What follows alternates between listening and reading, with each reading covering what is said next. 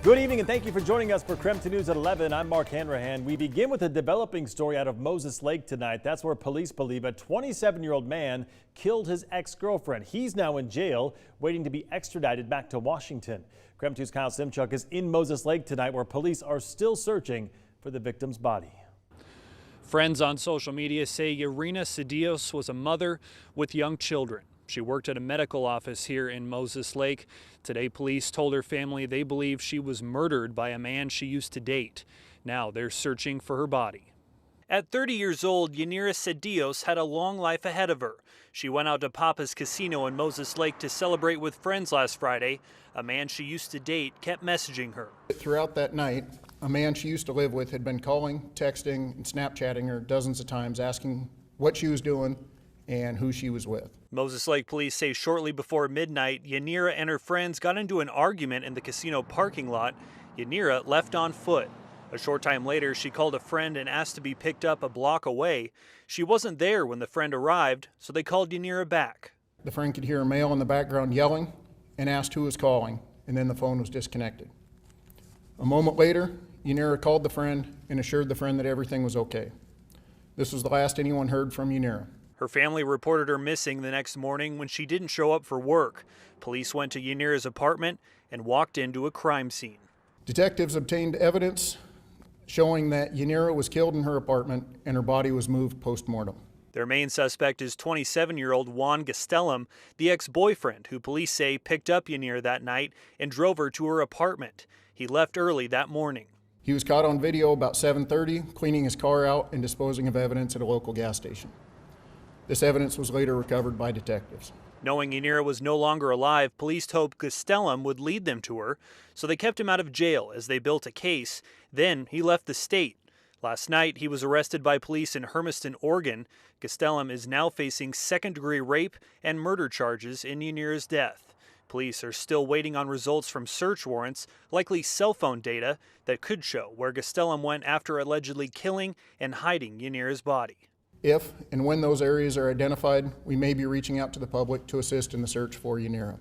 Gastelum will be extradited back to Moses Lake. Authorities say detectives have been working 16 to 18 hours every day the past week to try to bring some closure to this family.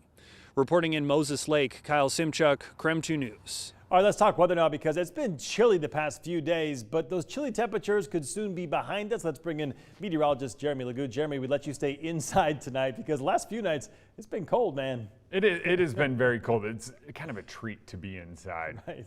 Oh, thank you. Thanks for letting me stay here.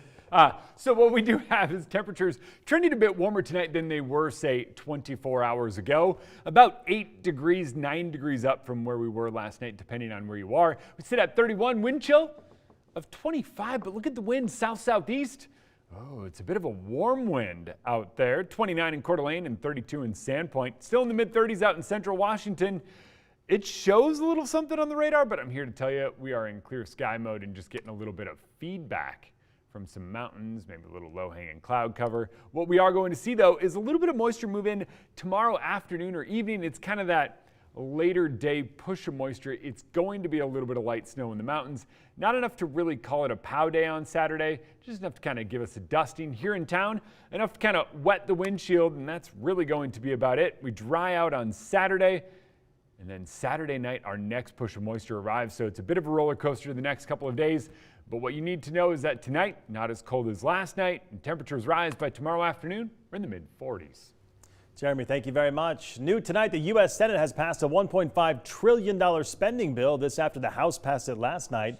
The bill will give raises to troops, increase funding in schools, childcare, pre-K, and Pell Grants. In addition to funding, the bill also reauthorizes the Violence Against Women Act, which provides resources to victims of domestic abuse.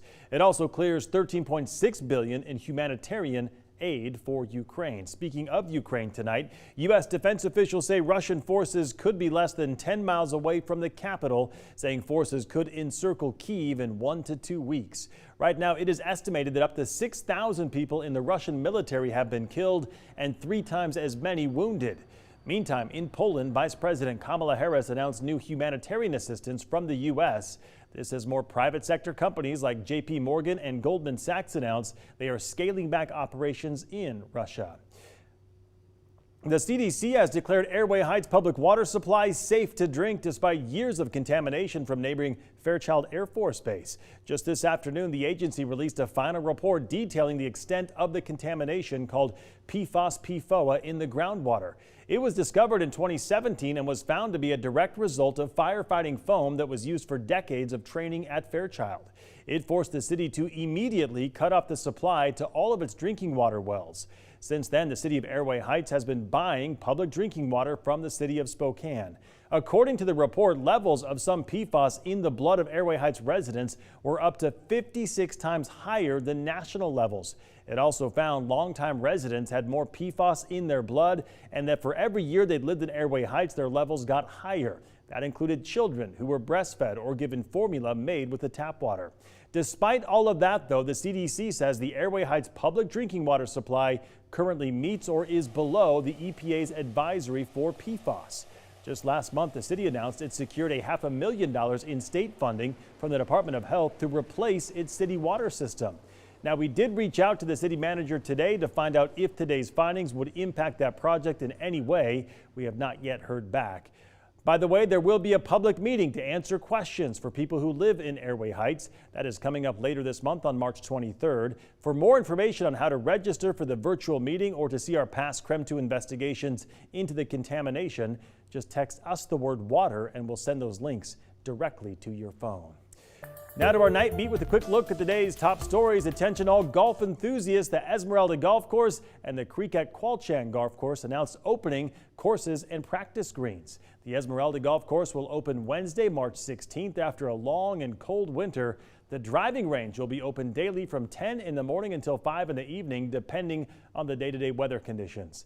Meanwhile, the Creek at Qualchan will open this Saturday starting at 10 a.m. So get ready to dust off those clubs and hit the course. Home prices in Spokane County continue to rise even as fewer homes hit the market. According to the February home sales report from the Spokane Association of Realtors, the new median home price in the county is now at $400,000. The median price is up 23% compared to February of 2021, when the median price for homes was $325,000. We've seen a lot of people that are transitioning up here to the Washington, Spokane, northern Idaho area. And through that, they want to get back to visit friends and family. They want to have that easy connection where their friends and family that are still down in Southern California can come up here, but vice versa, you can go down there. A major announcement from the Spokane International Airport today. They announced a new airline and a new flight destination. Avelo Airlines is bringing direct flights in and out of Burbank Airport to our area. One-way flights will be available on Wednesdays and Fridays, and we will share how much those tickets cost coming up in just about 5 minutes. And that was your Night Beat. To learn more about any of these stories, just text us the word night to 509-448-2000, and we'll send them directly to your phone. Well, heads up, if you do plan to fly soon, federal officials are extending the mask mandate for public transportation. It was supposed to end next Friday, but that's being bumped back a month to April 18th. So that means if you fly anywhere or take any train or bus, you still need to mask up. The Transportation Security Administration says the CDC needs more time to develop new policies that reflect not only the national numbers but local communities as well. And that's because your destination may be in a very different COVID reality than where you are coming from. Tonight, former Empire actor Jesse Smollett was sentenced to 150 days in jail after pretending to be a victim of a hate crime. In addition to the 150 days, he'll also have 30 months of probation. The judge also ordered Smollett to pay more than $120,000 in restitution to the city of Chicago and a fine of $25,000. Turning to your Northwest news now, the Benton County Sheriff's Office released dramatic body camera footage that captured the moment that a deputy pulled an unconscious man from a burning car. Take a look at the video. It happened on Monday in Kennewick, and that's when Corporal J.P. Benitez noticed a burning SUV in the Rite Aid parking lot, and as he got closer, he noticed someone was still inside. Turns out that person in the car was overdosing on drugs and unconscious at the time. Well, that's when Corporal Benitez ran towards the car, opened the door, and then just yanked the man out of the car to safety with the help of a bystander you'll see right there. The deputy did not suffer any burns. The driver was treated by medics before he was taken to jail. All right, don't go to bed just yet. If you're looking for a flight to sunny Southern California, you are in luck. We'll share how much it'll cost you to fly to Burbank from Spokane. We are back in just 90 seconds.